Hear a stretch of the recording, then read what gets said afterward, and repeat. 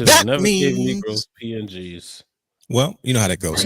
The red light is on, which means it is time for us to start the goddamn show. And we're not going to prolong anything because the OTC has returned and he came back to exact his revenge on Seth Rollins, but he looked like he saw something that he was uncomfortable with, and he attacked CM Punk as well. Not to mention, we got to get into our favorite segments, Wrestling Realm Facts. What did you watch? We are on the road to WrestleMania. You had NXT Roadblock, AEW Revolution. It's a lot going on, championship culture, and everything more. Ladies and gentlemen, you know what day it is. It's Wednesday. Let's get it cracking. Let's go.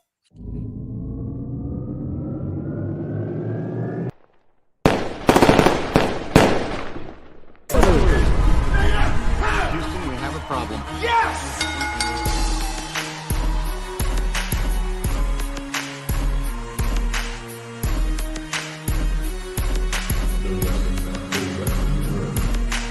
What you gonna do? What you gonna do? What you gonna do? What you gonna do? What you gonna do? What you gonna do? What you gonna do? What you gonna do?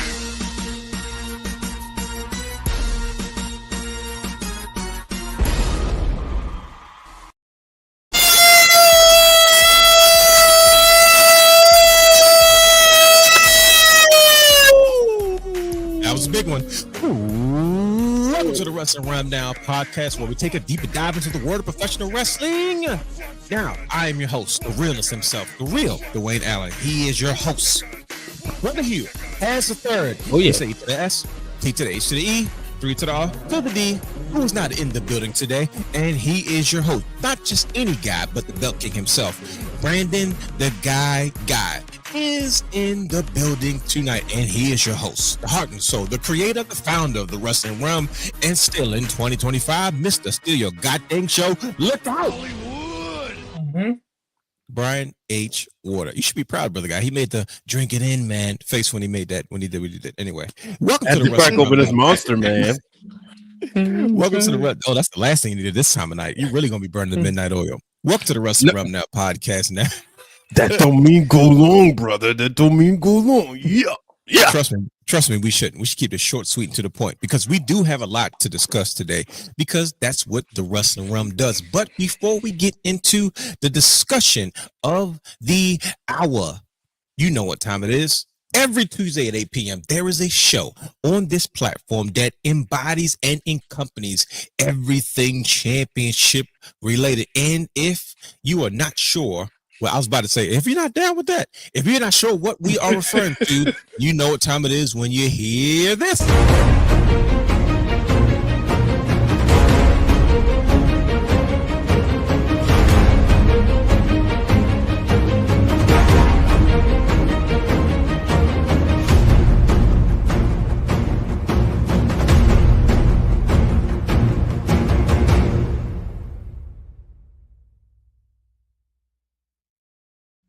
You heard it. That means we are about to talk about the latest episode of Championship Culture, featuring the curator and creator of the show, Brandon, the guy, the Belt King and super producer, has the third, where they break down, where they unbox, where they have every possible discussion you could think of in regard to everything championship, belt related, championship titles, replicas, runs, so on and so forth. And guess what? This week was no different.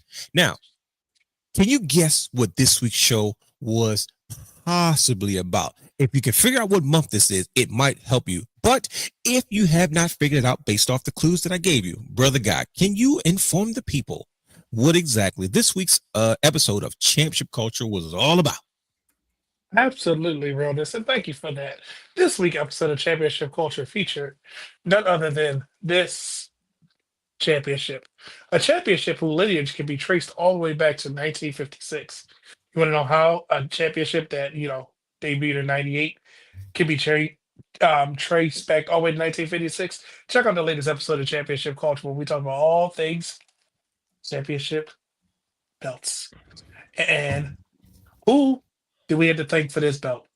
Who do we have to thank that we recognize with this belt? Hollywood, you want to help us out? Whoa, it's time to rock and roll. This time I'm in control. Right now we on the streets, get the keys to the city, and that's how I get down. Wow, that was better than what I could expect. I hope it made you proud. Yes, if it wasn't for Trish Stratus, God dang, Brian her H. legendary, yeah, that was impressive. Her legendary career actually Y'all helps make us sure recognize. y'all tell Big H I can sing, and I got the good notes.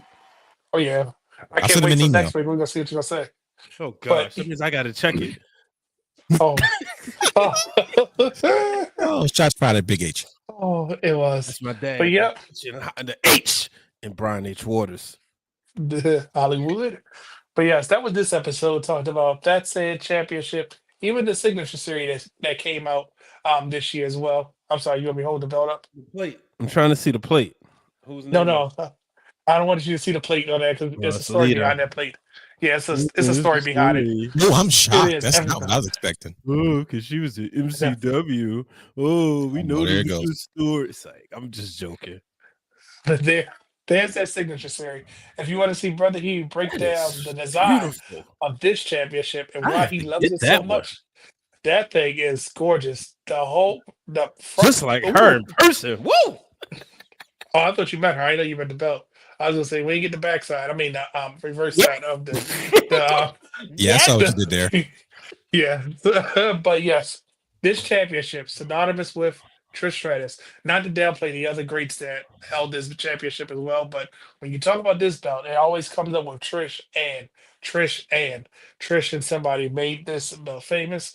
During the time when women's wrestling, this is why they laid the foundation for what we're enjoying now within the women's wrestling space. So, want to see a good episode of Championship Culture and um, the heart of Women's History Month? Check out the last episode.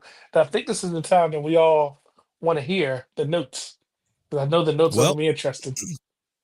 you all know what that means. So, of course, if I can't be on the show, I can't get my thoughts and my comments out. I've got to have a follow up on the following day, which is now. If I can't be on the show myself, so in case you didn't hear what Brother Guy said, of course, ladies and gentlemen, I've got notes.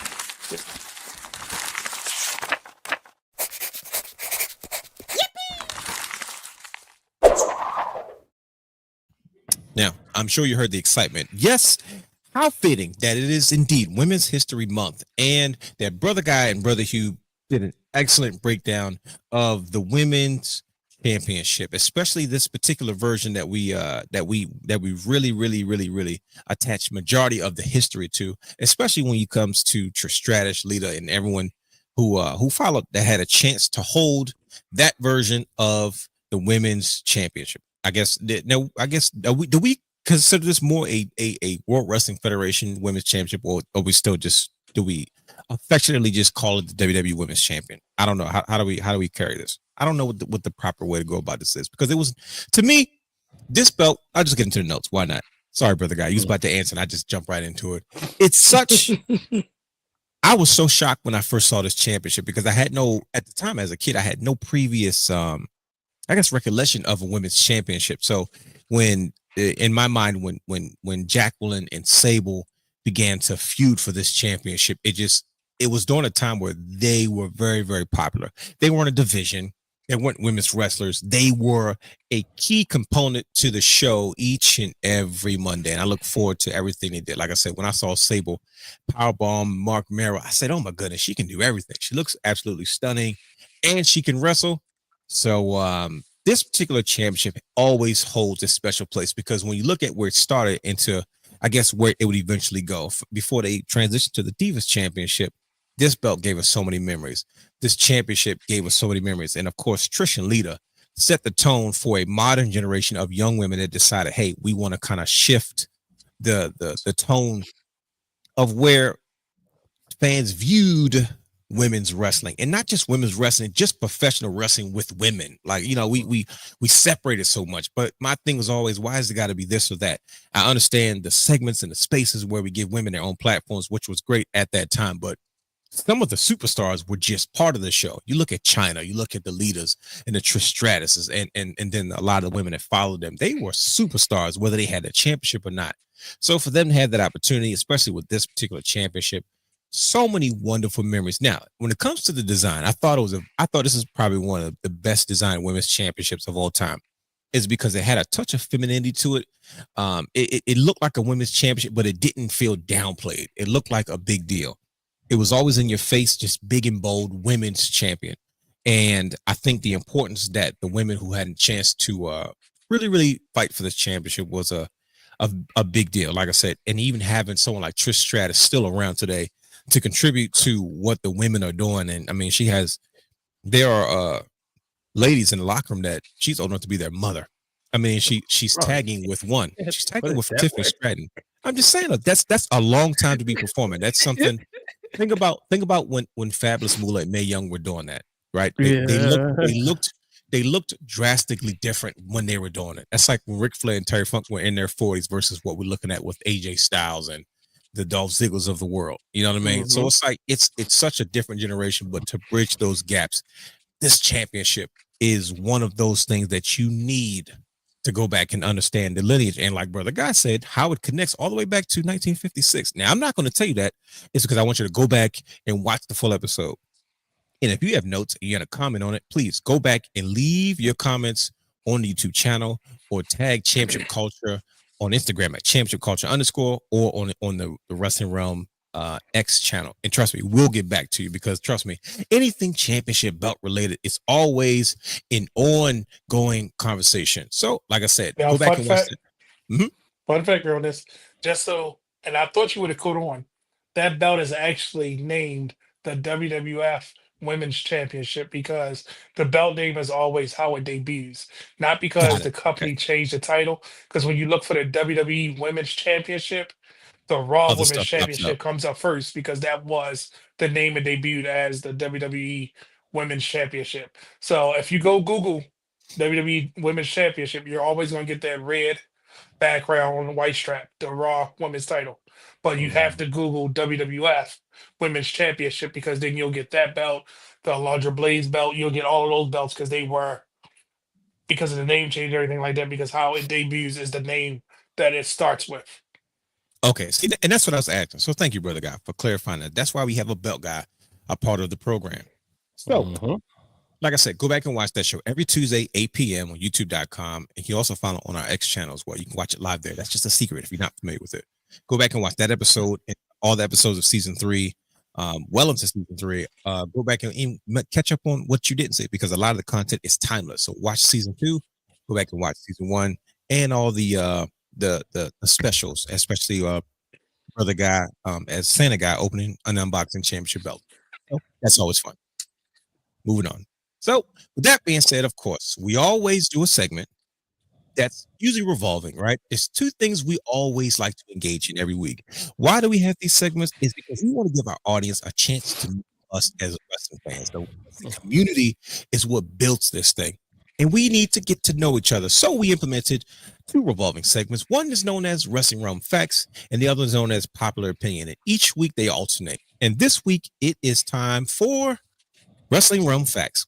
Now, what are Wrestling Realm Facts? Wrestling Realm Facts is a segment where we pose a question each week to the host of the Wrestling Realm, and they answer that question, and we get on the air and we have a discussion about it. So you all can get to know us a little bit better. So you can match which personality that you mesh with, one that you relate to the most, so on and so forth. So we can always get a chance to better know each other as wrestling fans. And you know where we come from, but you know where we stand. With that being said, next week is Unpopular Opinion. Who knows? That's a little bit more fiery. This is the yin and the yang when it comes to this segment. This is a lot more mellow and polite. But next week, Unpopular Opinion will be back. But let's get into the facts. The Wrestling Realm Facts, that is. So, what was this week's Wrestling Realm Facts question for the host of the Wrestling Realm? The question was, what is your favorite wrestling finisher? Or your favorite wrestling move, excuse me. What is your favorite wrestling move of all time? It's got to be just one. Now, of course, we all have favorite wrestling moves. What is he? But it's always just that one. It was like, you know what? I never get tired of it, no matter what.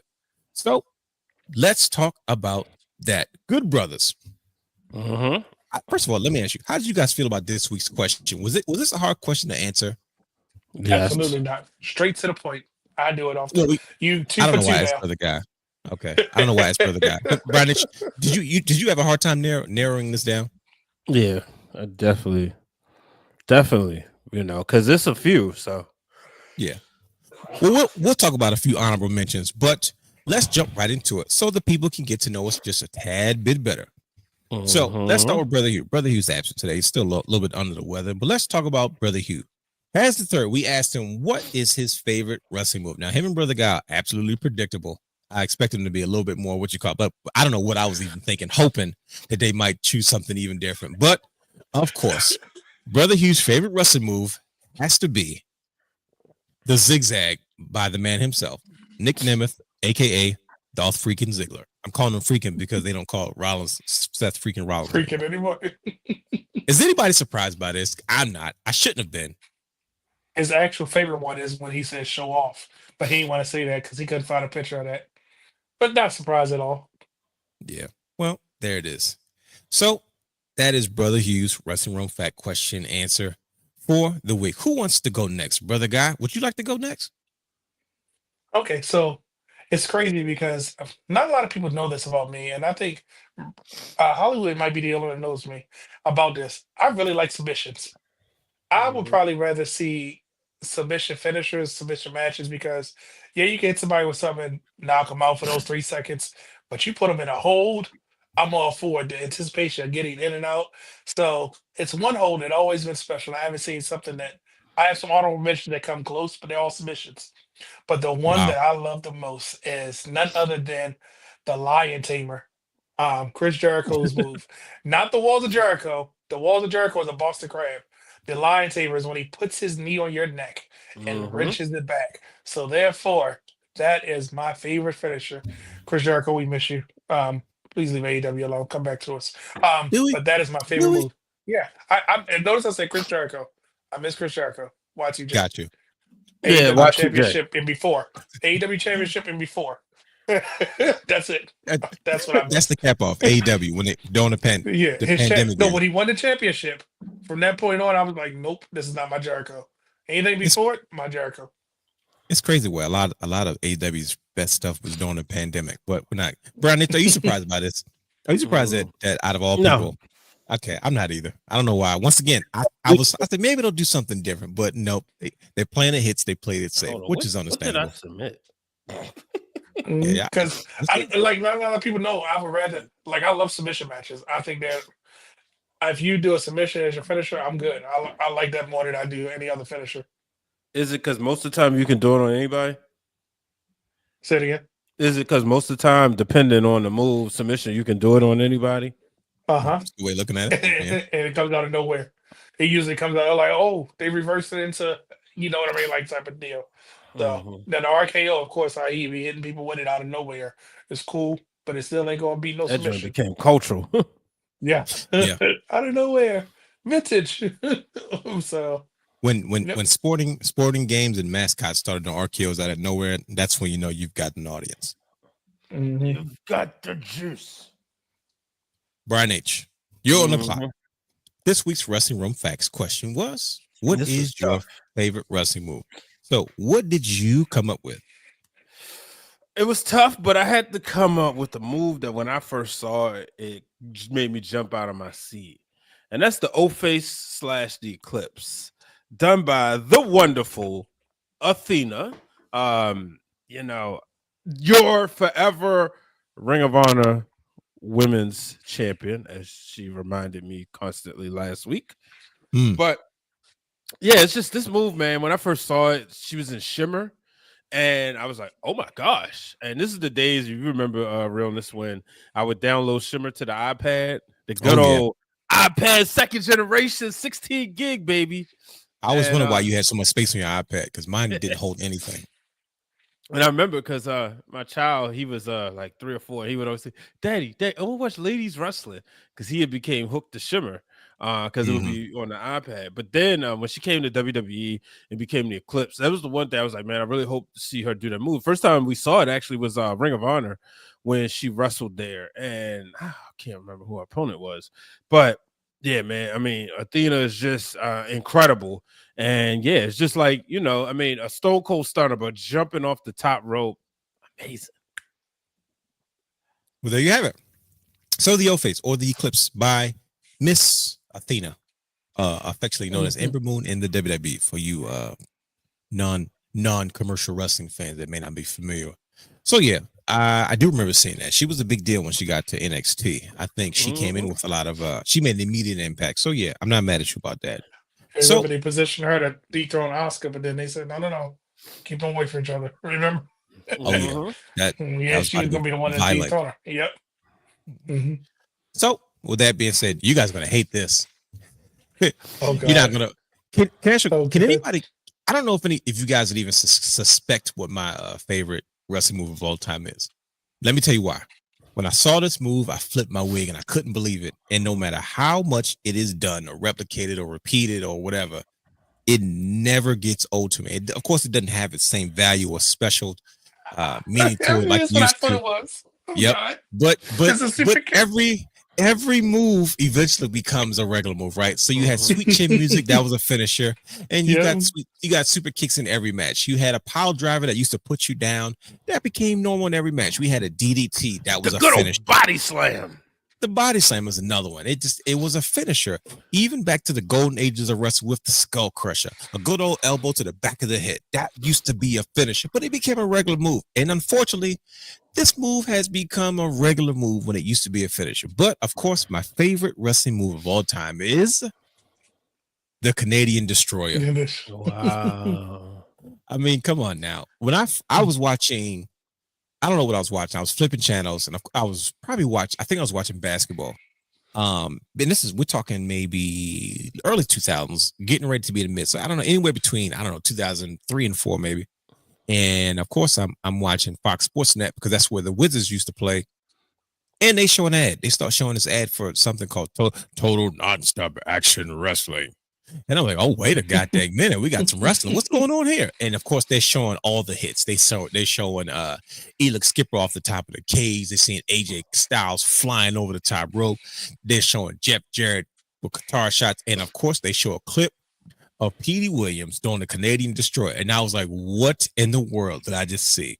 Did I just watch a flipping pile driver? And I was like floored by it. And of course, like I said, over time, it has become something that's kind of ad nausea, but so has the super kick, but I'm not against it. So yeah. So yes. Are you guys surprised that I chose this out of all things, the Canadian Destroyer, to be my favorite wrestling move of all time? I thought it was gonna be that or the super kick. See, you know what the crazy part is? I've never been sweet chin music and a super kick is different. There's only two people that I actually was okay with watching do a super kick. It was Shawn Michaels, of course, and Lance Storm. Everybody else, I was like, man, you can miss me with all that. And then I was okay with it when the Young Bucks used to do like 13 super kicks in 2 minutes. That's the ones you could have said you miss them.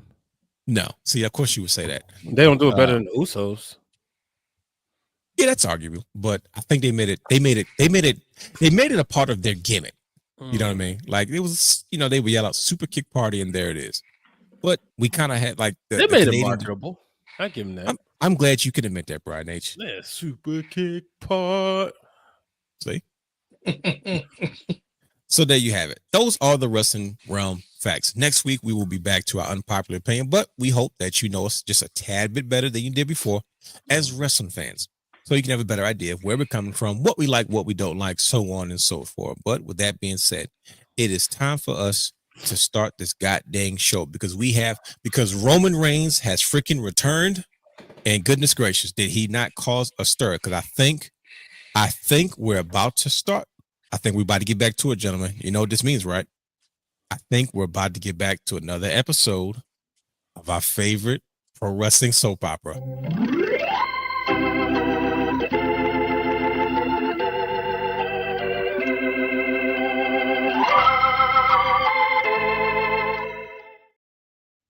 As the Bloodline turns might be returning. I don't know we're there yet, but guess what? On this road to WrestleMania, we are just about there. Not to mention we got to discuss just in a few, what did we watch, so on and so forth. But we're going to ask our co-hosts, Apollo Creed and Rocky Balboa, to please help us start this show by ringing the bell. Gentlemen, can you ring the bell for us, please? Want to ring the bell? Ding, ding. Thank you. Every week, we always discuss what did we watch? Yes. Why do we discuss this? Because we have to figure out what our minds were consuming and taking in to prepare for this show. So, without a shadow of a doubt, I present to you what we always present to you this time of the show is one of our favorite segments known as What Did You Watch? Brought to you by our good friends at SeatGeek. If you're looking to purchase tickets to concerts, live shows, sporting events, and more, head over to SeatGeek.com where you can use our promo code Wrestling Realm for any one-time purchase of $50 or more. That's promo code Wrestling Realm on any one-time purchase of $50 or more. Good brothers, what did you watch? I always like that, Brian. It reminds me of retro video games. What did you watch this week? Well, Well, there's a couple of things that I'm sure we all watched. And one of the main things that I noticed was NXT Roadblock and AEW Revolution. Now, Brian H., I got a call from somebody, a guy that we know that's known for belts, championship belts everywhere. He has a lot of tag team championship belts behind his head right now. And he said, Realness, I've come to a conclusion. And I said, well, what's going on? The guy, you great? What's the deal? He's like, no. I gotta say this. I'm like, all right, what's up? He's like, you know what? I watched AEW this week. I watched AEW Revolution. He was like, you know what I don't like about it? I think I figured it out. I'm like, well, god dang, brother guy, if you can figure out why the heck you didn't like AEW, come on, spill the beans. And he began to tell me some things about the show and the card, and yet it had a lot of positivity to it. I said, oh my goodness, if he thinks I'm not about to bring this up on the show publicly so the world can talk about how much he really enjoyed this pay-per-view, but also reveal to the world what his biggest issue with AEW is. I said, wait a minute, wait till this segment of What Did You Watch? So, brother guy, I don't know if you knew this or not, but I was talking about you for the last 10 minutes. You said you watch AEW Revolution. Now, I need you to tell the world what you told me, because I was like, wait a minute, this might be groundbreaking. What did you have to say about what you watched this week, specifically in AEW Revolution? People, don't adjust your screens or your headphones. Yes, we are talking about AEW. Oh, buddy. Okay, so I went on record and said, I'm mad that I can't love them. This pay-per-view, I kept getting invested in every single match. I was like, oh, it's good, it's good. And it just kept losing me on the false finishers. It's so overdone to the point it took me out of the match. Because, like, for instance, I shouldn't have to see 3 buckshot lariats and you kick out. What's the point of your finisher at this point? So it kind of was taken away from it. I watched a man get Styles clashed onto thumbtacks and still kick out. So it's like, okay, at this point, Will Ospreay or Kyle Fletcher, one of them going to have to die to win this match. Like, somebody physically has to be unalived at this point, because everything they kept throwing at each other. I'm like, so then when you finally win from a hidden bleed, you're like, oh, so that one took them down, but the 746 other moves didn't. But the matches will be so great, they're so intense, and it's like that's the part that draws me out of it, because a stack card, this, even Brody Lee, every match on it delivered except for the main event. The main event should not have been the main event, and that's what I didn't tell you, realness. Every other match on this card, every other match on this card could have been a main event, but this main event fell flat. I'm so sick of this John Moxley championship, and it's so. All right, here we go. Here comes the fake finish. Christian wasting everything, but all in all, yes, it was a lot of blood, but it was a lot of good in this pay-per-view. It's just the false finish was taking it away from me. I couldn't take it. But it was if I had to give it out of 10, I'd probably give it a high 8 out of 10. Oh wow, look at that. You hear this, Brian H? Yeah. Raving reviews for AEW Revolution. It's refreshing because we're not against AEW. We just want it to be better. And go figure. Here comes a wrestling fan complaining about too much wrestling. It was like 13 to 15 matches on that card. I think I looked it up. But yeah, but I don't know, Brian. You go back and watch it. Every match could have been the pay. That's the one good thing I will say. Every match could have been the pay-per-view, and every match felt different. Yeah, the blood might have been overdone in too many matches because it was up 2 blood feuds that we probably should have separated in hindsight, but it was starting a new chapter for them. So we had to close this chapter to move on. And it was like, you get to the main event and it was just deflated, but everything else was great. Brian H, are you buying this? Are you hearing this right now? AEW Revolution was pretty decent according to the guy. Oh, okay. I mean, because I didn't watch shit. I saw highlights. So yeah, if Brother Guy's saying it, then I'm going to trust the word, because Okay. he ain't like a AEW mark that's just gonna be liking anything, brother. True. And I don't know if you guys notice or not, but Brother Guy usually doesn't like anything. So when he likes anything, you're like, wait a minute, hold the goddamn phone, because he's very particular. And he's been doing this for a long time. So it takes a lot to really, at this point in his career as a fan, to say, you know what, that grabbed my attention. Triple H is doing an excellent job of it, but we don't get that same intensity from AEW a lot. So there we go. We got something positive to say about AEW this week. But on the counterparts of AEW, before we get to you, Brian H, what in the world? WWE Roadblock. NXT. Did this show deliver or what?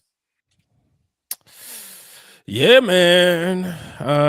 I was surprised at the finish, the main event. Only because because I was like, this probably be a false finish. You had a match, it'll be a false finish, and then put them each in their own feuds. I was like, oh, okay, we're going with Stephanie back here, and I'm happy about it. I just thought Julia would hold on to the championship a little bit longer, but this is what has me intrigued. Like, I know Stephanie's like that, and so is Julia. So that's what made it so hard to figure out who's going to win. Okay. Now my question to you is, and Brother Guy, I want you to chime in, because you guys are women. You guys have been women's wrestling connoisseurs before it was a cool thing to do, right? So you guys are well versed to answer this next question. So why do you think that WWE decided to go with Stephanie Valkyr over Julia to kind of be in this position where it's like, hey, one is kind of going to take the reins of where we are, and the other was going to like, okay, cool, you're going to have your place, but both of them can't win, right? The obvious choices to do no contest, and we don't really know who is the best of what, but they pulled the trigger kind of quick with Stephanie Valkyr over Julia. So why do you think they went with her ahead of time instead of Julia first to be this double champion in NXT for the women? I don't even know. So I think it's a couple things that, and brother, he reminded me of it. Stephanie already had the American audience. Remember, she got signed, and regardless of what you want to say, after her match at AEW, she got signed, and then she was right on the house show.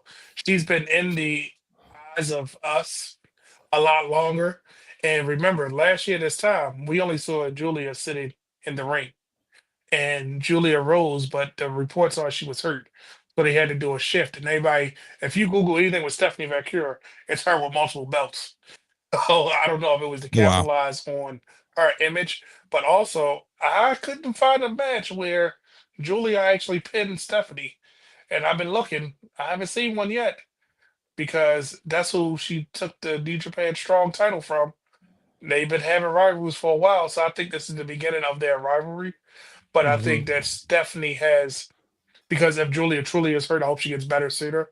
But Julia can come back even stronger now, and while Stephanie can hold it down while she's gone.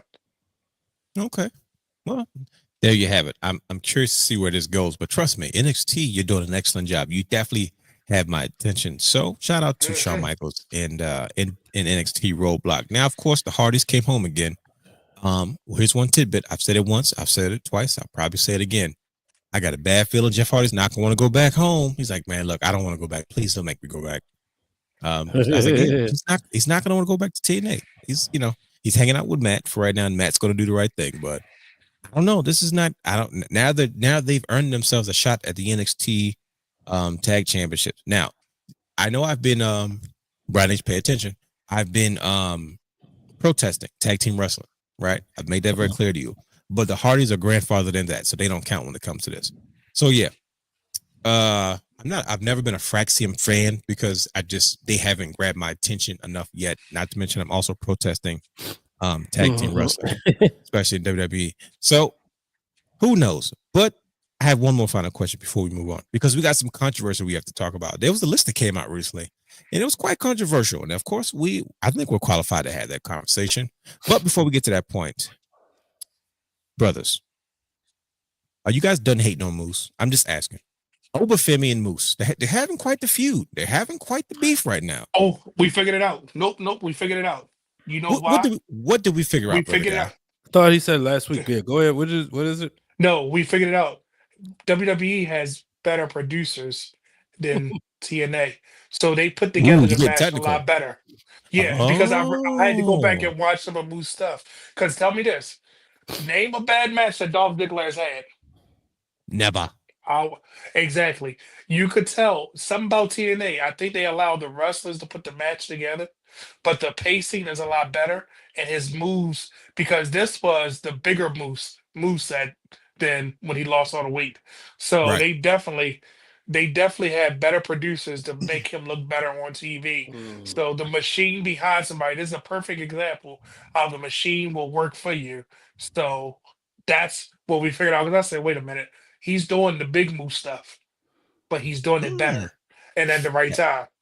that's a big swing, brother guy. That's something I never took into consideration, but that actually makes a lot of sense. So it's the producers, it's the agents, it's the ones who are putting the match together. And of course it makes sense because which is one of the main reasons why they wanted Dolph Ziggler to kind of transition into being an agent, the same way they did with Bobby Roode. And Bobby Roode pretty much made it clear this is my dream job at this point. And Dolph Ziggler's like, nah, I still got a lot left in the tank to offer. Same thing with Shelton Benjamin. You know what I mean? Two guys who are like, look, man, y'all trying to put me out the pasture, and I still got a couple of good years left in the tank. But that makes a lot of sense. Now, if he goes back to TNA and start looking crazy again, But TNA, like we said, they've run out of dance partners for them because think about it, who's Joe Hendry about to fight? Well, yeah, wait. I You get what I'm forgot Joe saying? Like, Hendry I'm is not even the being world funny. champion over there. Exactly. And it's all about the Hardys right now. Like, look at Marsha Slamovich. She really don't have any competition either. Yeah. So it's kind of a little draw there, but I think that this is the shot of adrenaline they needed. They actually needed WWE right now because it actually was able to showcase their talent a whole lot better. Because think about it, the Rascals were good regardless. They kept their style up. But now Wesley got a different little edge to him, and even his matches that he had with them, they've they've been exposed to the WWE system now. So they're going to know, okay, this is what they told us. This is why they're going to continue to get better. WWE is going up and above and beyond. It's funny because I remember when we first were talking about this partnership, and you were very, very, very, very, very, very cynical about it, and very skeptical. Like, look, we've seen this before. Let's how is this not going to be one-sided? And you even pitched a few ideas to make sure that it wouldn't be that way. But we are seeing now that it's obvious that WWE is extremely invested in TNA's product, just to the point you just made. So I'm still waiting for the day where TKO makes a power play and say, I don't know, we're adding another wrestling show to our portfolio, and then you pretty much just be sharing talent. So who knows? And look at Jordan Grace. Did you watch our match? She a different Jordan Grace than she was in TNA. That's another thing. It's You might be onto different. something, guy. You might be onto something. She felt totally different. Like I was like, wait a minute, why have we been having this one? Because she had those moments in TNA and she was great because she had plenty of dance partners. And this felt like Jordan Grace, Big Mama Pump was back or whatever she was calling herself. Like I was like, oh, okay. Well, there it is. So shout out to TNA. Shout out to WWE and NXT and what they're doing there. But now we kind of shift from positive outlook because we are a diverse group of brothers having these type of conversations to bring them to the forefront to something a little bit different, something a little bit more mainstream. Brian H. brought this to our attention not too long ago, and he has quite a bit to say about this. But I figured what better platform than to have this conversation than BET.com releasing an article saying, called the 15 best Black pro wrestlers. Now, Brian H., can you give us a little bit of a background of how did we get to this point, what we're looking at, and why we're having this conversation in the first place? Why are we bringing this to the forefront? What is it about this particular list on BET.com where they decided to rank 15 of the best Black pro wrestlers? I don't know if it's of all time. Yeah, I mean, I guess so, because obviously the names on there. The best 15 Black pro wrestlers of all time. The top 15. And for some wrestling fans, it's quite controversial, but like I said, what not only are we pro wrestling fans, but we're also black, so we can have this conversation as well. But Brian Yeah. H, why did this particular article catch your attention? One first and foremost, it was on BET, and as somebody who is a BET connoisseur, who watches, the Oval and yeah, some of their original programming. One thing I never see on BET is professional wrestling, barely even professional wrestling commercials. So when I saw this, I said,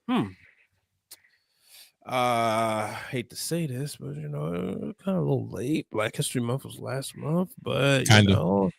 I ain't gonna get on that because I know things are different in a lot of newsrooms. Every history is Black History Month. How about that? I would like to say yes, but Mhm. it was given. Hey, wrestling is popular right now. We got to get something on our website about it.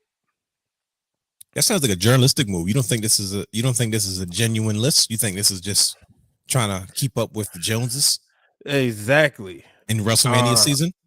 Yeah, because that graphic right there tells me what I need to know when I look at the list, right? Who's at the forefront of the graphic? Yes, Dwayne the Rock Johnson. Exactly. How many times when people make a list, right? How many times do they put the number one person at the forefront? I knew you were going to say that. It's positioning. I knew where this was going. You know what I mean? It's usually positioning. Mhm. So, like, if you're doing a greatest of all time list in NBA, Mhm. most of the time, 99% of the times, Michael Jordan. Michael Jordan is going to be front and center. Yep. I mean, it almost don't even look right. He may not be the greatest of all time to everybody, but it almost don't even look right to say have like LeBron James and Michael Jordan in the background or Kareem Abdul-Jabbar in the front. You know what I mean? So when I saw this, that's what it was given. Mhm. So then I'll leave it at that, and I'll let you take us to the next portion of this conversation. Okay, well, let's look at the list in general. So that was Brian prefacing us what this list looked like and where it came from.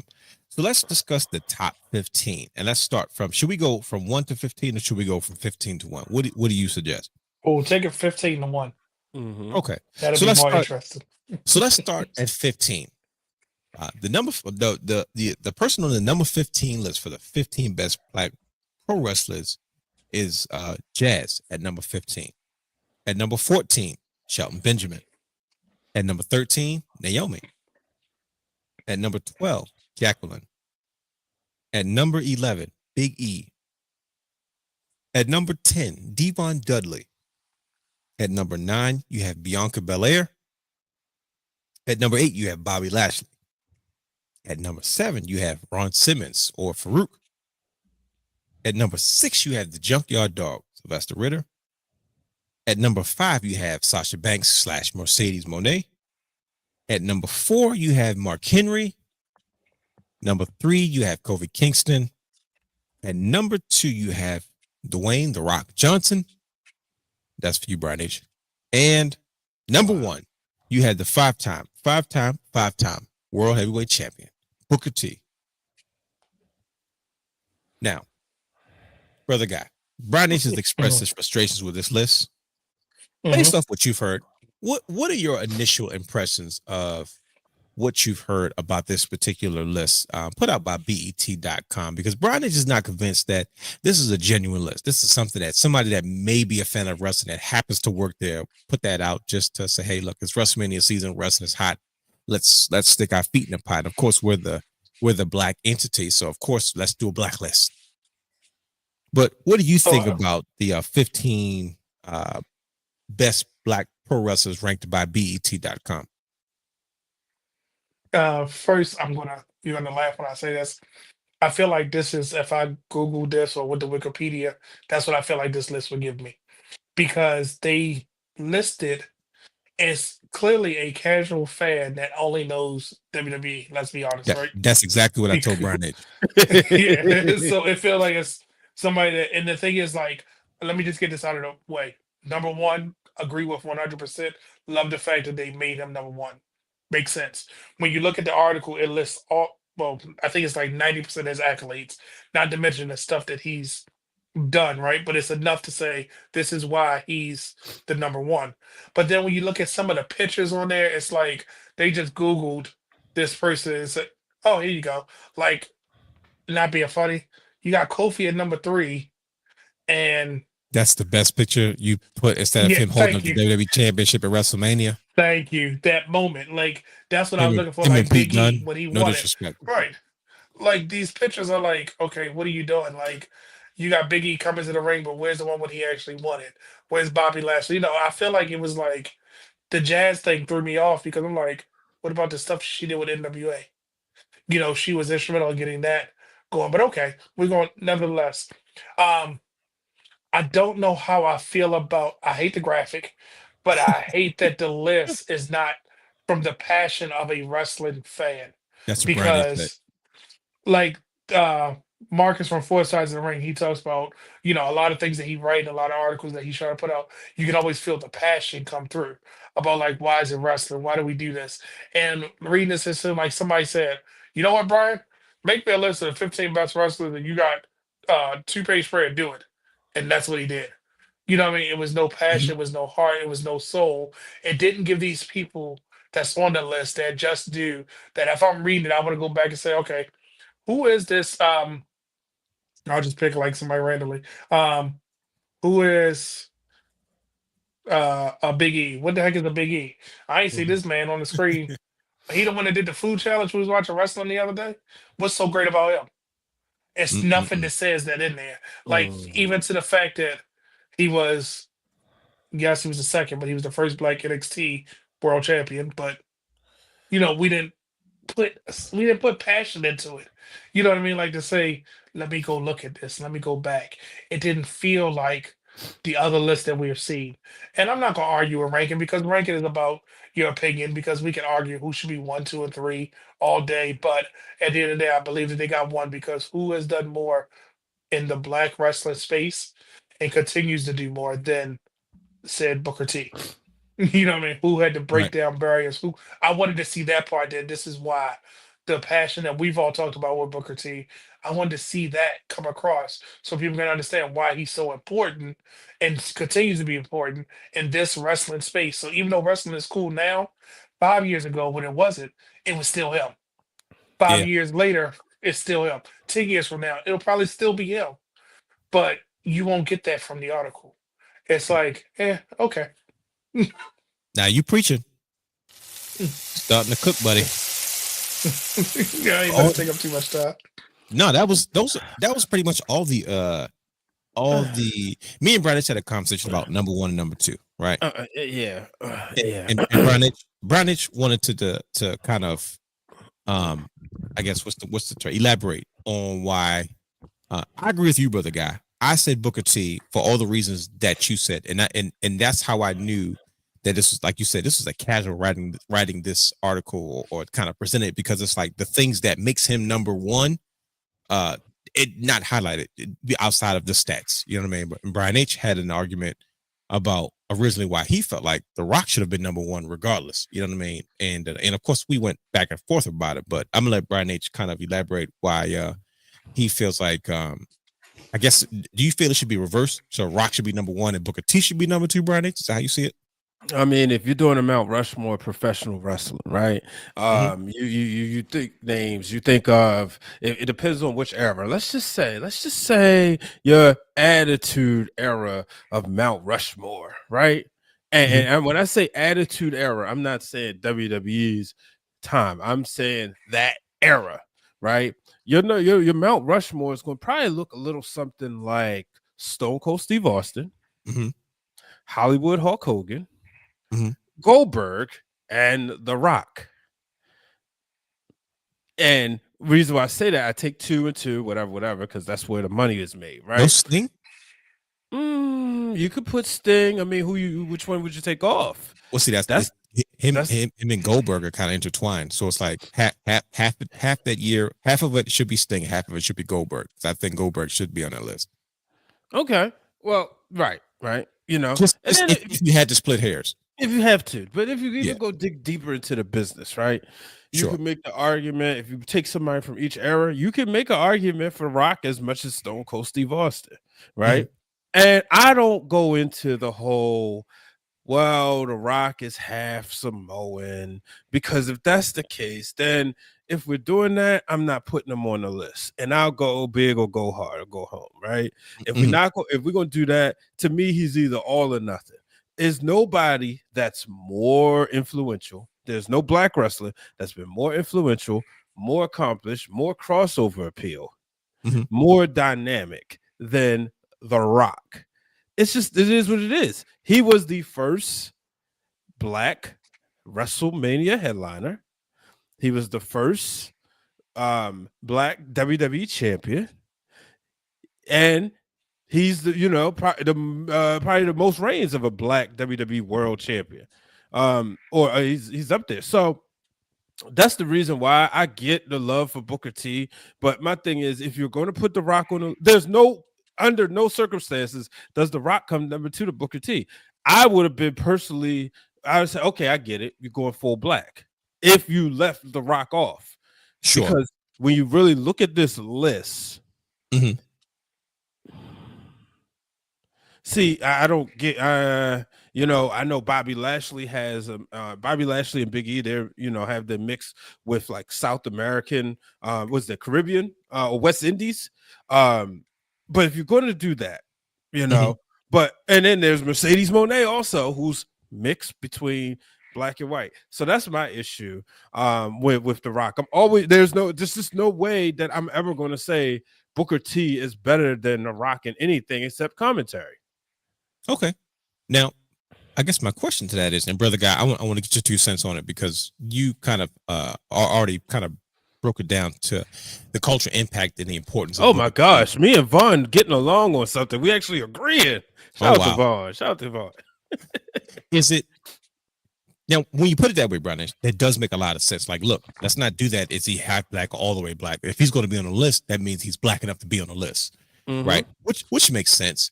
But is it about necessarily? Oh, sorry. I'm sorry. This just bothered me. Sure, this line right here, right? In a lot of ways, Booker T has achieved more than any other black wrestler to ever lace up boots. Okay, I mean, has he not? Does it not count?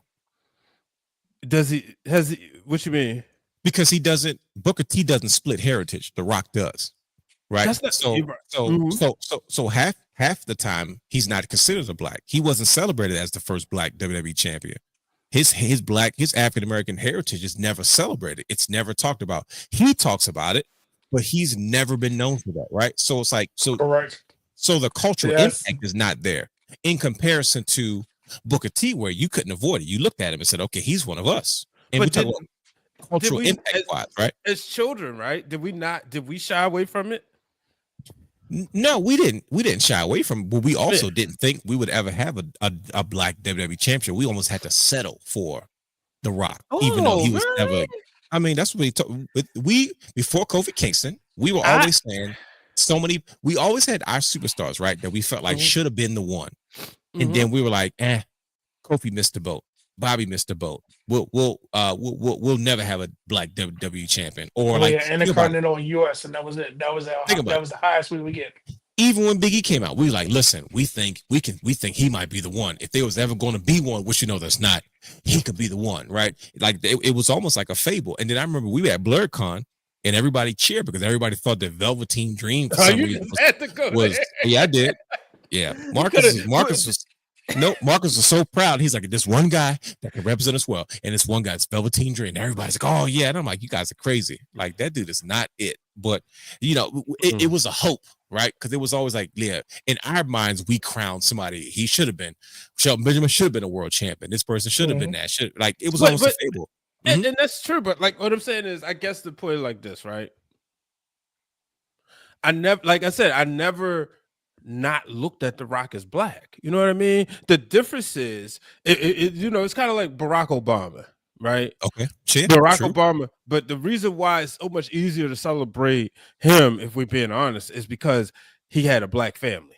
You know what I mean? If Obama had a white wife and mixed kids, we would be like, this is as good as it's going to get. We don't look at, we may say that might be our last shot, but I agree with you. We did, as a lot of people did feel like The Rock is as good as it's going to get. But I don't feel that. I guess the biggest part is that I will always accept The Rock because I never felt like he denied it or went out of his way to deny his Black heritage. Here's and you're right. He's never not done that. He's always, like I said, he was always the one to bring it up. I'm gonna tell you, here's my issue with that way of thinking, because it's a biased way of looking at things, right? You're only looking at that. To me, it sounds like you're only looking to that through the lens because it's The Rock. Because I'm gonna ask one simple question, and brother guy, I want you to wrap up. My question is, if that's how we're going to judge people and celebrate people, right? Whether they're mixed or half or whatever the case may be, if it's not acknowledged, does it still count? Let me ask you that. That's the big question. If it's not acknowledged, like think about it. If The Rock is half Black and he's half Samoan, but all you hear about his Samoan heritage. Now, there's nothing wrong with that. It's because the Samoan heritage is what has his Samoan heritage had larger roots in pro wrestling. So if you take race out of it, it has nothing to do with anything. That's just what's always been in the forefront. Like you said, he's never denied the fact that he was a Black man. He claims to be Black. He talks about his father all the time. You know what I mean? But it was never celebrated that. No one has ever acknowledged The Rock as the first Black WWE champion, because that's something that should be celebrated, because it is, right? When Ron Simmons won the championship, they made it very clear this man is the first Black world champion, right? It was a big deal, because when Bobo Brazil won the NWA championship, it was never acknowledged. And by the time you found out that he even won the belt, he had already dropped it. Because think about it. Media was different. Nobody acknowledges Bobo Brazil for being the first Black world champion. It's because they didn't acknowledge it. All right, it happened. It was for the fans. He dropped it. He wanted to be dropped. They wanted, but then eventually it went back. But it was not in the history books at all. So we never acknowledged him because of his race. So, and it's like, okay, cool. So we're missing the cultural impact of it, which is like when Booker T won the WCW World Championship, it was celebrated because he was a Black man. It wasn't like, oh, well, we don't see color. No, it was a big deal because there have not been many, or the ones that there have been, they've been looked over, right? So we acknowledge the fact that this man is one of the few African-American world champions. And I remember that he was on BET back then when he still had the fade in the mustache. And my last point to that is, if that's the case, because Booker T was celebrated for being a Black champion versus The Rock wasn't. He just happened to be Black. You know what I mean? And it goes to my last point. Why do we celebrate Barack Obama as president? What was the big deal about him? What was so special about Barack Obama when he first got elected? That he was Black. My president is Black. Right, absolutely. now you have openly acknowledged that Barack Obama was mixed, correct? Yeah. Okay. Do you honestly think historically that Barack Obama was if we're judging it by that way, right? What makes Barack Obama the first Black president? Because do you know how many presidents had Black mothers? No, I said it though. Well, his dad, but I also if Barack Obama was celebrated as the first Black president, because and it wasn't changed because he was mixed. Do you know how many American presidents we had before then that had Black mothers? Right. No. I'm saying bingo. So because they didn't look Black, if like we're not talking like 25% down the line or an ancestor. Right. How many presidents had Black mothers? It's still mixed, right? If like you said, we put Mercedes Moné on the list. We don't take her off the list because she's half, because her mother is white and her father is Black. But we celebrated Barack Obama. They said, well, he's mixed. Okay, but still, he's still Black though, right? So how many presidents before came him had Black parents that we didn't acknowledge historically in the books, in schools, in the system, in encyclopedias? But Barack's the first one. Come on now. But here's the thing about The Rock, though, right? Now, I could easily say why he wasn't acknowledged as the first Black WWE champion Not because, acknowledged, but celebrated. well, celebrated because simply Ron Simmons was on the WWE roster. And I know this may sound crazy, but follow me where I'm going. At Sure. that time, WWE they would always recognize him as Farouk. He was Ron Simmons, the first Black World Black Heavyweight Champion, right? So, But he wasn't. who? Bobo Brazil. But Bobo Brazils don't count. Remember, they've erased it from the record books. No. It wasn't erased. It was never acknowledged. Well, because they said it was reversal in the call. But he was the first to win it, yes. But to have a reign, I should say, right? Okay, I got you. So they always recognize WWE. And I believe just maybe. Maybe I'm not gonna say it would have been, but maybe it was a better chance at them saying that, because not like they said, "Oh, well, The Rock is the second Samoan as WWE champion." You know, they did not recognize. I get that part, right?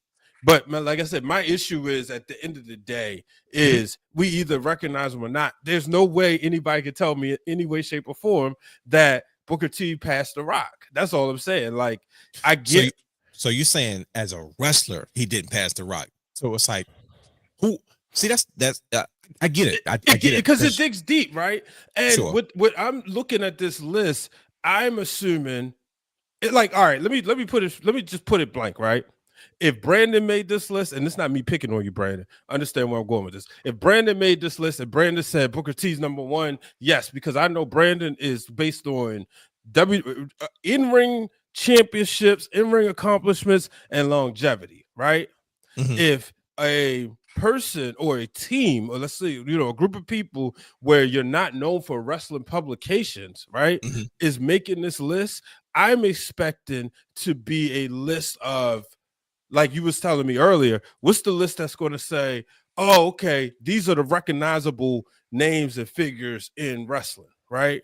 And then let's throw in some people that some of our audience will remember. That's where you get to the Jazzes and the Jacquelines, right? And the Shelton Benjamins. Some of our audience remember those. Oh, we remember them when we was in college or in high school. You know what I mean? But if you're giving me this list, it's like, well, you're telling me you're going by cultural impact, in-ring accomplishments, crossover ability. It says clearly The Rock is wrestling. So if you're telling me this person is wrestling, that's saying they're number one. That's like me saying Stone Cold Steve Austin is number two to Shawn Michaels on the list, but you say Austin had the bigger impact, broke all the records, broke all the merchandise records. That doesn't make sense. Now, if you're telling me in ring and Stone Cold's behind Shawn Michaels, I get it. No, I mean, I have another argument, but I'm going to let the problem. Go ahead. What's the problem? Devon Dudley's too high. That's okay. It.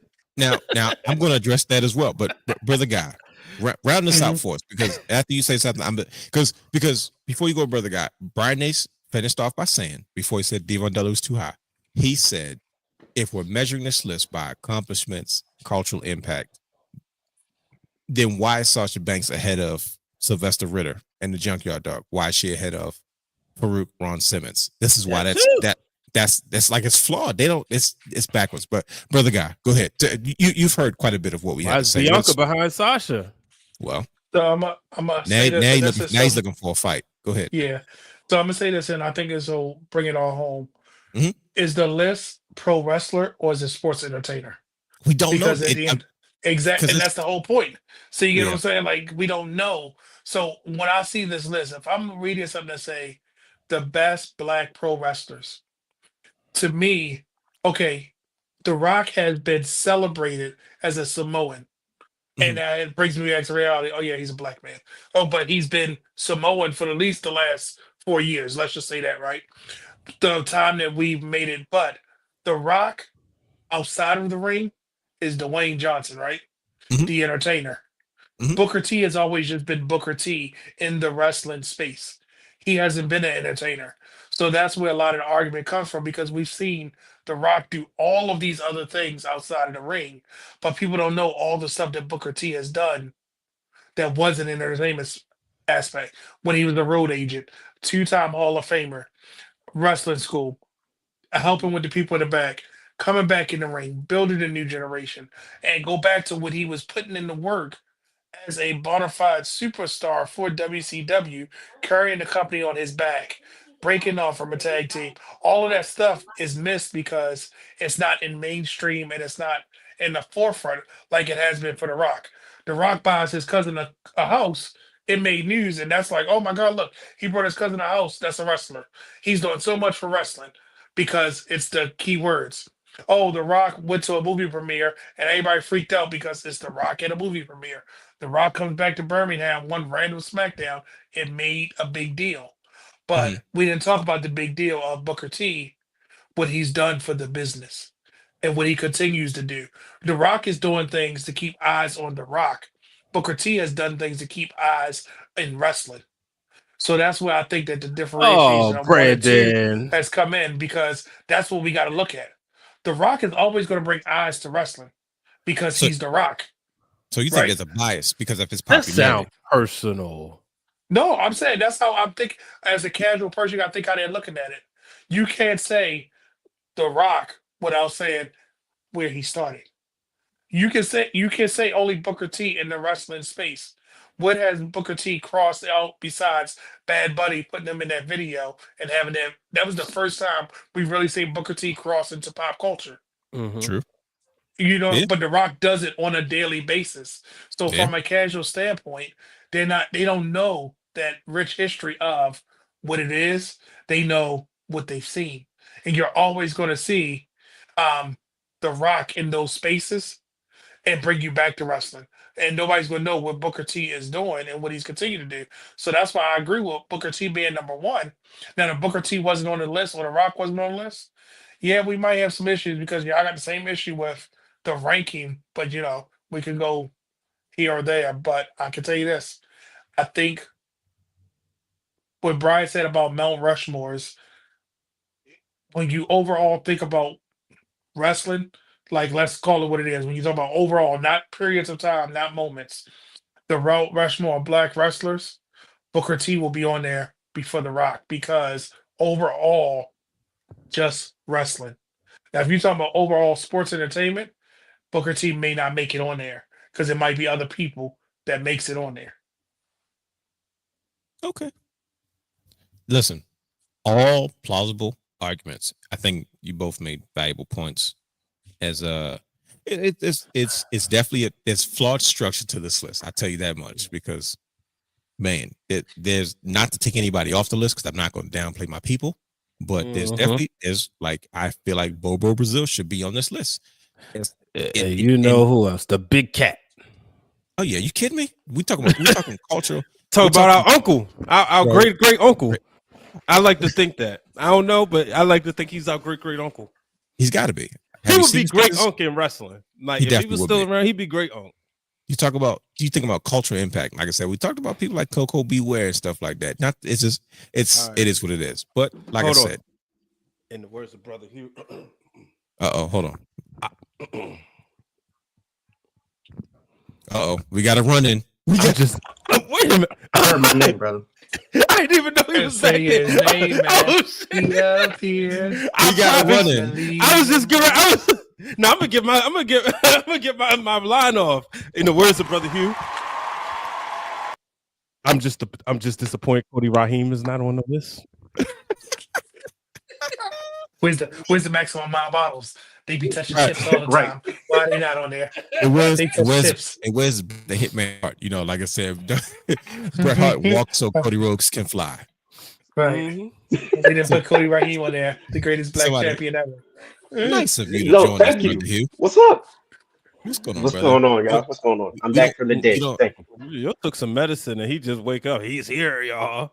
Hey, that's gotta be Hugh. Well, listen, Brother Hugh, we just wrapped up this conversation about the 15 black, the best pro wrestlers, and like I said, we definitely this is an entire show in its entirety. But you have joined us just in time for us to get into the main event of our show. Is because Brian Nate's show is happy to the OTC has officially returned, and we're gonna wrap this Isn't he up. the YTC? He's not the OTC. He's the YTC. Your Your sorry, tribal the chief. Your tribal chief, excuse me. YTC. Oh, Watch, they're gonna change the chant. They're gonna I change just- the chant. I just want to say before we go on, I stand in solidarity with Naomi. Justice for Naomi. She Okay. was Did right. it for Bianca. She Did did it for Bianca. I know. I know meme. everybody saw the meme. Everybody saw it. When I said nope. Yeah. I said, Shout out like, to yo, Naomi. It's like we So, sent this to Jimmy. real quick. How come y'all didn't put my initial entry into my favorite move? That wasn't my favorite move. I didn't say that. Hey, that's what who we was your was favorite told. move? I Who didn't was your say favorite that. move, man? Oh, Brother Dwayne laughed at it. I told you the tongue and death grip. the tongue and death. Why you ain't put it in the tongue and death grip? No, that was Come your on, man. favorite move. That was my guy. I'm not gonna lie to you. I thought he was bluffing. That's because he's not. He's I not thought he was serious. too. No. No, that was definitely yeah. Yeah. I Nope, thought he I was he never all day. heard of it. He told me about it because like I don't think I was like catching up with Cable at the time, and he was like, "Nah, yo, I'm trying to tell you, yo, Ming, that's my favorite wrestler.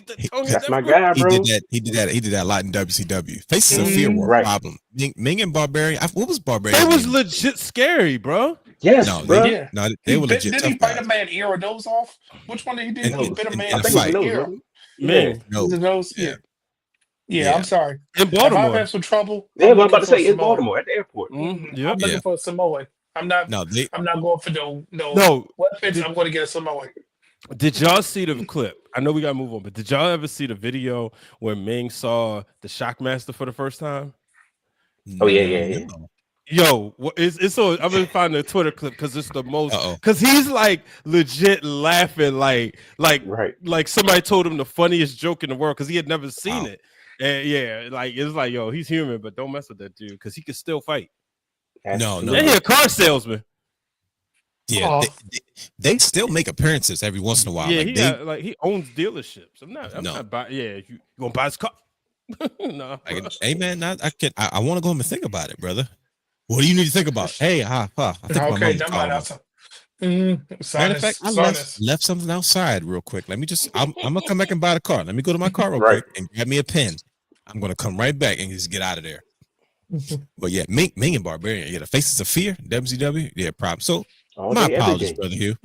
Yes, the tongue and death grit. I stand corrected, and it's I okay. thought it was We can this do that. show off. I thought that was it. I told him that was Nah, it because that's what you I- said you know what? earlier. He was like, I ain't even show thinking about that move, to be honest. off. One of the first moves, that was the first move that came to mind was the tongue and death grip, and then of course the rock bottom. I'm not Right. gonna lie to you. I thought you was bluffing, brother Hugh, but I'm I glad didn't you know. did clear that up because I thought it was predictable. I said he's gonna go with this out of all things, but I'm not surprised. That's his guy. So like it didn't sound like it was too far off, but I'm glad you were here to join us. Like I said, it's good to see you. I'm glad that you're hanging in there. You're getting there. You toughened it out for this last ride. Mhm. But Let's we're get not it. going to be here for too much longer. But we have to address this. It's because Brian H., your boy has returned. Your tribal chief, The Roman greatest Reigns. of all time. Oh, geez. He has. See, I try to go with this, but then he just does things. He has returned to get his hit back on Seth Rollins, but out of all places, Madison Square Garden. I dreamed to Square Garden. I'd always dreamed to Square Garden. Real ones know what that's from. Yes, sir. And Roman Reigns decided out of all places, he came back to make an impact. Now, something different happened in this particular situation because not only did Roman Reigns come back to exact his revenge on Seth Rollins, he caused Seth Rollins first and foremost to win the match. And then once he won the match, he began to deal with Seth Rollins and get his hit back and stomp and pound his face and make his presence felt because Roman Reigns wanted to make it very clear, I'm back. I'm healthy again. I'm coming to get my hit back. But something happened. I don't know where Paul Heyman came from, but he happened to be in the ring with CM Punk, trying to console him, trying to get him together. And Roman Reigns took a look at CM Punk and Paul Heyman. Oh, that's a beautiful screenshot. See, and the nature of their relationship has always made Roman Reigns uncomfortable, especially during his down days, right? And he looked like he was annoyed by it. And he took out CM Punk as well. Now, first of all, CM Punk has enough enemies. This is the last thing we need to see. We are on the road to WrestleMania, and we're trying to figure out the stupid card, like the cards with a Z. And we're struggling right now because they're throwing all these twists and turns. I thought, once again, it's really CM Punk's fault because he had me really believing that he hates Seth Rollins, and now all of a sudden, Roman Reigns puts hands on CM Punk. So CM Punk's not going to let that slide. So I'm like, okay, you cause him to lose the match. Now he's going to be mad. And then you see Paul Heyman consoling him, and then he destroys him even more. Brothers, where the heck are we going? I got a bad feeling. Like I said, the next chapter of look at Brian H. As the bloodline turns, is probably upon us. But why did Roman Reigns return? And why did he take out CM Punk just like he took out Seth Rollins? As you can see, Paul Heyman looks a little nervous. There is a promise that still needs to be fulfilled. The way that Paul Heyman got CM Punk to agree to help Roman Reigns at War Games, in which they were successful, didn't quite get along, but they were successful, was he told him, you owe me. You got to keep this promise. And Roman Reigns asked him, hey, what's the deal? What's the promise? And he said, let's not talk about that right now, my tribal chief. Let's just focus on what's in front of us. That's my Paul Heyman, in case you didn't. Sorry, go ahead. No, go ahead. That was my preface. That was me starting this up. First of all, I just want to give you credit where credit is due, because you hit the timing right. As soon as you brought into the segment, Roman Reigns is walking down the aisle at WrestleMania 39, the greatest WrestleMania of all time. Get ready to take on Cody Rhodes. But I have to say this. Now I regret saying it. What if Paul Heyman, what is he known for being? Right? A liar. Bingo! What if he goes against the promise? Is there money in that? Is there money in Paul Heyman backtracking his promise to CM Punk? Because we keep thinking about this promise, right? And we know Roman Reigns, we knew how he didn't really appreciate what Paul Heyman was doing when he was kind of easing back with Brock Lesnar. He made him feel uncomfortable, right?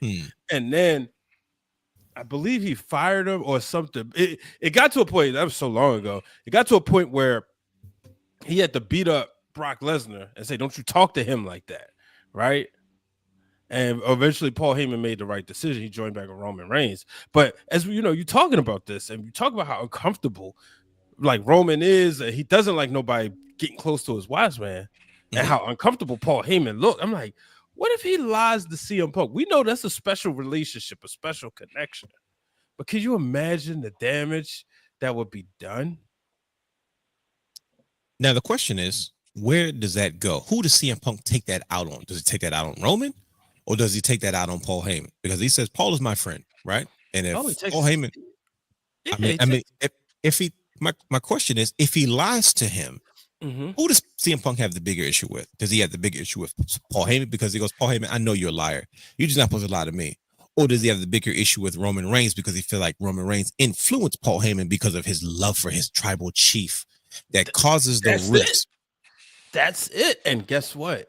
That because I feel like that promise just has to have to be involved with something between that and gold, right? So that's creating another story arc that's taking CM Punk even longer to get the two things he really wants: the main event of WrestleMania and a world championship. Brother Hugh, is CM Punk losing his mind at this point? He doesn't seem stable anymore. He seems off this ride. Like he's not focused anymore. He's so angry. He's fighting everybody. He's getting beast. I'm almost sure he's going to call out Roman Reigns at some point really, really soon. Like first it was CM Punk, Drew McIntyre, Seth Rollins. Now I'm sure it's like CM Punk, Roman Reigns, Seth Rollins, which is those names in the same sentence is already boxed off. But is CM Punk losing his grip on reality right now? Like he's losing. It's like he can't stay focused. He's finding himself in new beef after new beef after new beef. And once again, Brian Nate said that what if the promise was gold, but Roman Reigns has no gold.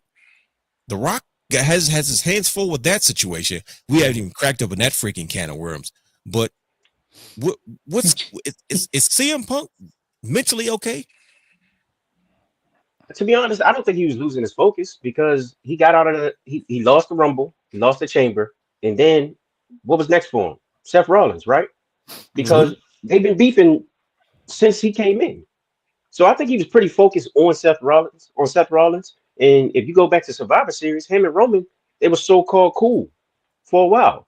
There was no beef whatsoever, right? Besides, Roman being the jealous, overprotective boyfriend, no disrespect to Paul Heyman, but that's literally what it is.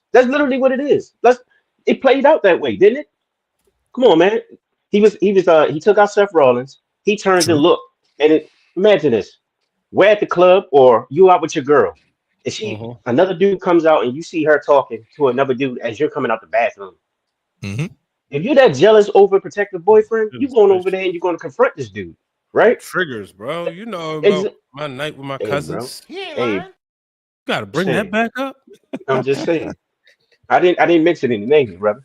But it's a traumatic experience for me. No, it wasn't me, but if he brought back a situation.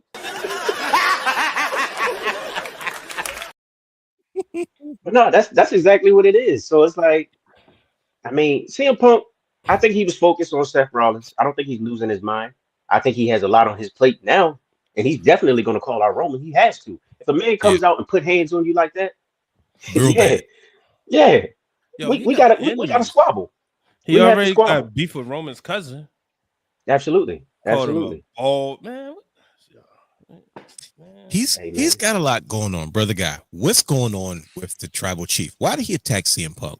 What was it about what Roman Reigns saw when the wise man Paul Heyman was consoling Punk clearly after the match?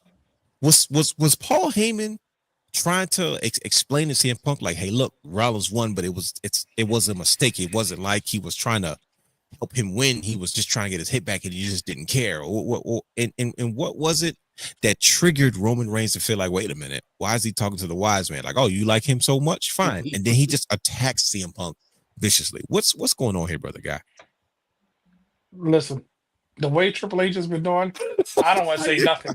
I don't even know, because at this point, it's going to be WrestleMania. Going to be 3 nights. It's going to start on Friday. At this point, I mean, WrestleMania might start the Monday before. I don't know, because every day is wrestling. And Triple H WrestleMania Monday, maybe. Listen, when I tell you, the way that he looked was like, I know you lied. When he looked in that cage, it was like because CM Punk said it. He's our wise man, right? And to see Paul Heyman in there, it made Roman snaps. He needs Paul Heyman to keep him in line, but this is going to further at this point, CM Punk is going to be fighting everybody on the roster, and that's all I'm going to say.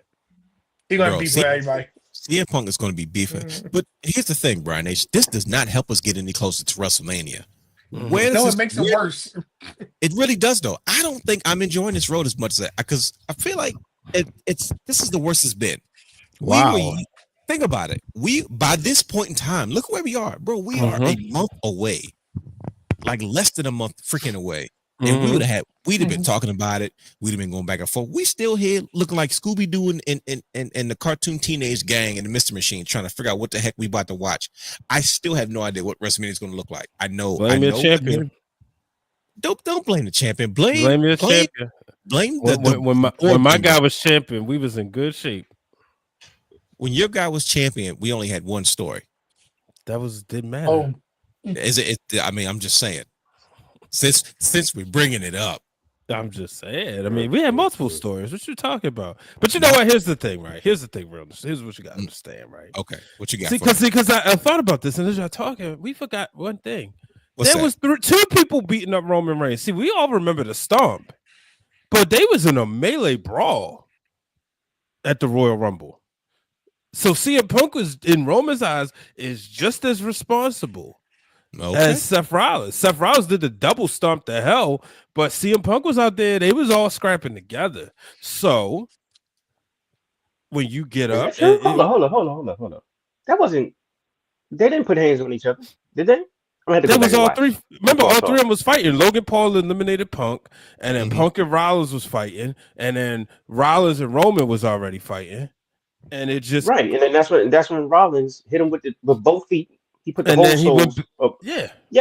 So that's what I'm saying. Roman and CM Punk never really. They was all out there together. I believe they it was more Rollins Roman, but they was out there together. I gotta go back and watch it. Well, you go back and watch the footage, Jim Ross. I think Seth, just took Roman out because those 2. But go ahead, do your thing. He out here throwing challenge flags. I know the Ravens got DeAndre Hopkins, but you out here throwing challenge flags. Nonetheless, the 3 of them but they was in the ring. They was all at it, right? At one point, they were all in the ring. for a reason, and that was to get to WrestleMania, because all three of them had the same problem. Yeah. They all three of them are trying to main event WrestleMania, and none of them are at this point. Exactly. Okay, So when you see somebody who was in your way out there, it's no picks with your wise man, and your wise man's consoling him. Oh no, he gotta get this smoke too. See, Roman come back. About this, absolutely, huh? Absolutely. So look how passionate you are about this. Because man, he ruined what could have been. We were supposed. I wanted to get back to greatness. No, Cody cool. Roman 3. We had WrestleMania. two great main events back to back. Give it to me for a third time. I think you're gonna I don't need that. I actually really want Roman Rock, but that ain't the point. But here, less CM Punk was in the way, so he had to get that smoke. It wasn't Go ahead. It wasn't like they was buddy. They was beating each other up too. So you're saying that CM Punk was pretty much collateral damage. He just shouldn't have been there. Like, look, man, you was in the way, and you had talking about Tribal Chief. What was you talking about? Exactly. My question. I have a question for Brother Hugh. Go ahead. And the one thing that didn't happen that I was looking for, Roman didn't press Paul Heyman. Like, I thought after he did that, you know how Hugh brought up the girl in the club scenario? Sure. Usually, if the guy gets mad at the other guy, the first thing he do is he go press up on his girl. Like, so what you doing talking? Yeah, true. That is true. Roman never. I was waiting for it. I promise you. We sat there. We was watching it Monday night, and I was like, "Yo, I think." And it never happened. Roman just went with his final stick. So that also made me wonder, and it brought me back to my point. What if Paul Heyman is playing CM Punk? Oof, that's not going to end well for anybody. You talking about the most angry man in WWE? If that happens, he's got a Samoan and all 80 of his cousins.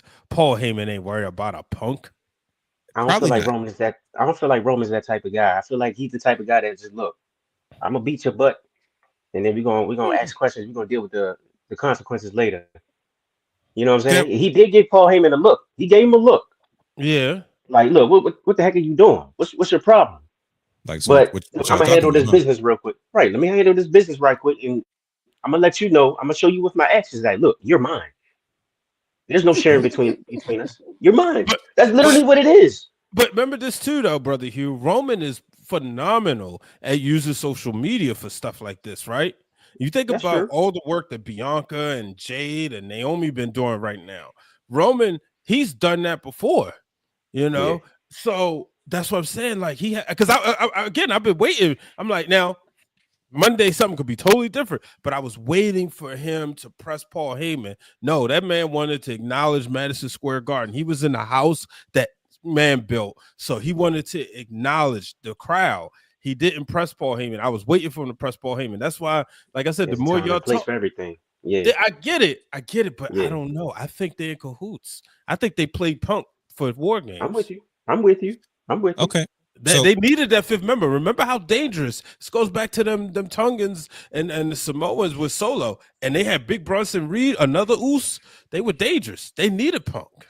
I don't trust nothing about this story because every time I make sense, I'm always wrong. So you don't trust Paul Heyman. That's why I got to this point because of the years and years and years you told me not to trust Paul Heyman. And I still don't. But it's just like I'm trying to think like because that's very viable, right? What I'm seeing is in that situation, yes, Paul Heyman could have gotten that desperate. He could have said anything just to make sure that he got some type of help. But I'm just like, man, I don't know. If that was the case, then why didn't Paul Heyman just tell Roman Reigns what the promise was when he asked him, like, hey, so what's the deal? What do you owe him? He's like, let's not get into that now. Let's just celebrate the fact that we won and that you're back where you need to be. Let's focus on that. Like, well, I don't know. It could be all one big game. But I have a question, Brother Hugh, because we got you here. We got to let the people know what's going on. And Brother Guy, trust me, don't get comfortable because I got a doozy for you too. He's trying to stay out the conversation. No, I'm saving something very particular for him because I know he's going to be I'm going to force him to spray the Triple H dust on his pizza. Yeah, no, no, you gotta feel bad, just like me, because that's how I be feeling. I be saying stuff thinking I don't talk about, and I'm like, bro, I didn't see that coming. Like John Cena turning heel. Brother Hugh, is Roman Reigns intimidated by CM Punk in Paul Heyman's relationship. Like, clearly it was like, okay, I can't stop y'all from being friends, but I'm gonna show you that I got the bigger fist. And he just beats up like, yeah, oh, that's your man's, huh? Well, guess what? I just beat him up too. And Paul Heyman's like, bro, you put me in a bad situation. You know that's my people's. I'm trying to help him out to let him know what's going on. He's like, nah, I don't care. That can be your man now, but I'm the biggest dog in the yard. It seems it's almost like a ball swinging contest. Like, yo, let me just let you know, I'm the big dog around here. It's like he just like looks at him like, oh, okay, so that's your man's, huh? Oh, that's your man's? Okay, cool. Well, guess what? He in my way too. You got something to say? He's like, nah, I'm good. But come on, yo, you know that's my people. So it's like, yeah, I'm just letting you know what it is. Is he intimidated by that relationship? They're very close. They always talk about it. See, think about it. CM Punk is always thrown in Roman's face like, oh yeah, me and Paul are real close. Oh yeah, we've been places that you have never been. We have connected on levels that you don't know nothing about. We'll always be this close. And Roman's always looking like, why are you bringing this up and throwing this in my face? It's because CM Punk knows he can't function without Paul Heyman. So is he intimidated by their relationship? Absolutely, absolutely. And by you putting it that way, I actually thought of a better scenario. Roman is the boyfriend, Paul Heyman is the girl, He keeps going with this. and CM Punk is the guy best friend. Oh, From I've they've been in known that each other. position so many times. They've known each other oh since my they were God. kids. There's nothing you can do to break that Right, bond. and they're tight. So yes, 100% he's intimidated by their relationship. Because like we saw it, Roman was struggling without Paul Heyman, right? Yes, he was not It's stable. the truth. It's facts. So with Paul Heyman, he needs Paul Heyman by his side in order for him to get back on his throne, right? To get back to the top, he needs Paul Heyman there. Mhm. So I gotta risk losing my wise man to your best friend, to the best friend? No, I don't share. I said it before. We don't share. This is my guy. He's been here with me for the last 4 years, and we've been running things. I don't care. You've been gone for how long? And then you decide to come back? Gump. That's No, also a thing. I ain't got time for that. No, straight up Gump. 100%. He's intimidated because it's like, look, he's my meal ticket. That's me. Okay. I don't share. That's it. 100%. I mean, He's he intimidated. is on. I mean, all I'm saying is Paul Heyman was not on the cover with CM Punk when he was on WWE 2K, and now he's on the cover with Roman Reigns, brother guy. That's Oh true. wait, oh, That's true. Yeah, go ahead. what we keep forgetting. Paul Heyman has screwed over CM Punk before. Yeah, it's not the first time. Oh yeah, that is This is not- 2013. It's not the first time. That is true. I He don't. This kicked him away for his beast. yeah.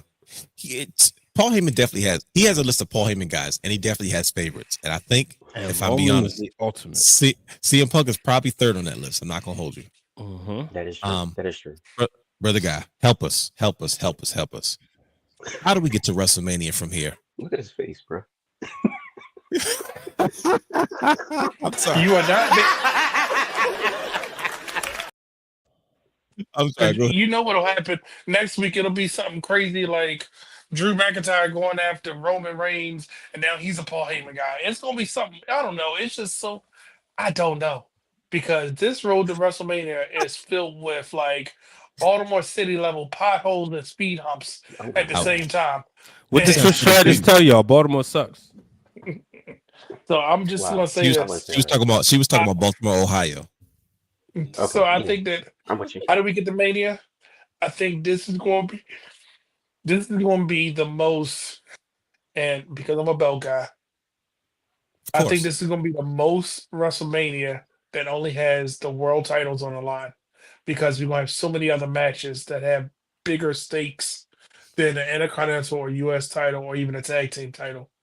We only got the world titles on the line. That's it, because ain't no way you can fit all of this onto a Mania, and I need with time. and listen, you got Roman, who's never pinned Seth. Seth, who still got beef with Punk because his victory is tainted. And now You Punk got got beef with both of them. yeah, and Punk is mad now because he got to share his wise man, who still owes him a favor. And not to mention, you still got Drew, who's just angry at everybody, who's fighting with Damien, and Damien is still just like, I'm still here. And you got Logan Paul saying, "Rock, I'll sell my soul to you." But then AJ, with his beautiful soccer mom hair, wants to fight. I don't know how we're going to get to Mania Do not And hate on then his well-conditioned hair, by the way. no, Right, bro. I said beautiful soccer mom, because I don't know how LA Knight just got the United States title back, so that takes him out of any picture. Don't He'll forget. be the main attraction on Friday, so we ain't got to worry And about him. Yeah. somehow they had a women's world championship title change like a month before Mania. It's a lot going on right now. Right. It's so much, and I don't know how we gonna sprinkle this dust because I don't know what I want to see anymore. Like, remember I said the money was in Punk versus Roman, but I said the money was in that if Punk had the World Heavyweight Championship. But clearly that was completely wrong. Because I think This is terrible. that Seth and Roman can happen at any time, but it needs to True. be one-on-one. And we gotta build this up like almost like, and don't laugh when I say this, AEW levels of like they gotta kill each other. Somebody gotta become unalive to win this match because their hatred runs so deep. They gotta add more fuel to that flame. So I think it's gonna be that's the Mania match right there. That right Are there. we? Is it a triple threat? Do we get Punk Nope. versus Rollins Nope. versus? So what the heck? Punk. So who's left? So what's the WrestleMania match? Is it Punk and Rollins? No, because it's Punk supposed and to end it. Rollins. No, it can't All be. three. Got it. All three. I mean Punk and Roman. I think it's Punk and Roman. It's got to be bro. down. Nah. It's definitely But a see, here's triple the threat. problem. Here's the problem. Triple with that, threat because now- mania, baby. It's because Punk's got Yeah. beef with Punk's got beef with Rome. He's like you said, Seth Rollins and CM Punk. Somebody described it perfectly on social media when they said that Seth Rollins and CM Punk is Peter Griffin and that chicken. It's always on site. Yeah. And I'm like, That is sweet. bro, it doesn't matter. Like, I love the fact that when CM Punk went out there in that tirade that one day and this music came, Seth Rollins came out dancing until he saw CM Punk run. I said, bro, that's how it's supposed to be. That's what on site means, like, bro. And then they was fighting backstage too. I said, yo, when I see you, you finna get these hands. It's a fight. Like, it's always on. That's Peter Griffin and that chicken. When He's they the see each chicken. other, it's a fight, bro. And they Well, fighting over a coupon. Bro, they bingo. Did you ever learn right. that they fighting over Yeah. a coupon? Over coupon. That's something in Seth Rollins' case is big brother versus little brother. So you got CM Punk's gonna have beef with Roman now. Roman's got beef with Seth Rollins. Like, and Seth Rollins is gonna have beef with more CM Punk than Roman Reigns because Roman Reigns helped. Nah, I can't. I don't. I feel like it's they're a headache. bro, they're trying gonna to hate the trick me into feelings. thinking. They're gonna try to trick me into thinking that this is gonna be a triple threat match and something else is gonna happen. So you know what? Yep. You know what, Triple H? That's I'm what I'm not saying. I gonna don't fall want- for it. I'm not.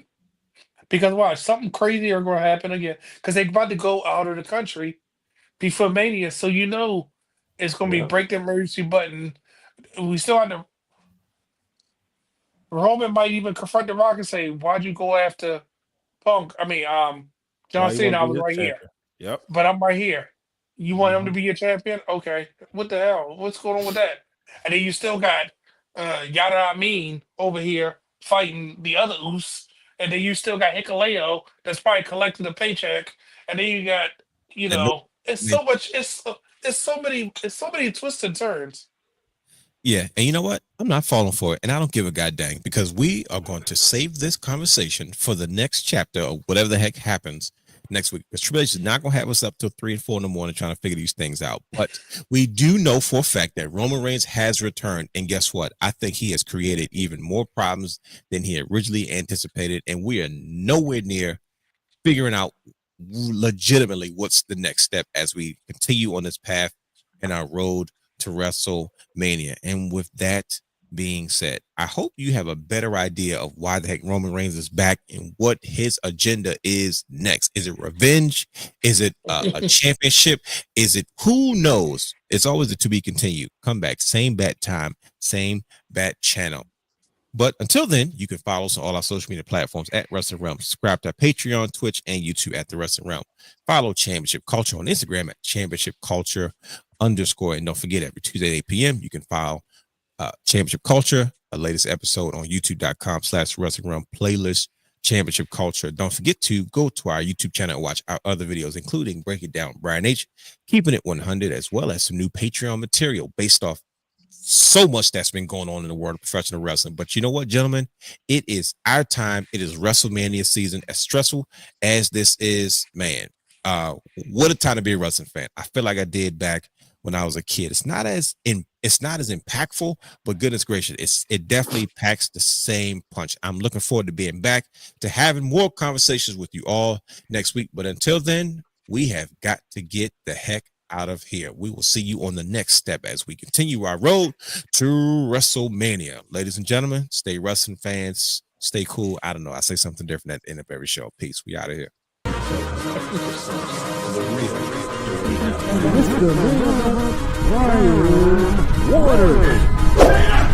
Houston, we have a problem.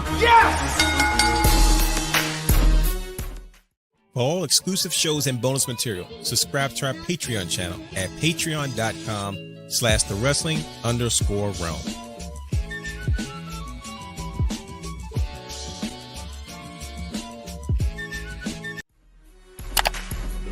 You can watch all of our Wrestling Realm content anytime on youtube.com/thewrestlingrealm.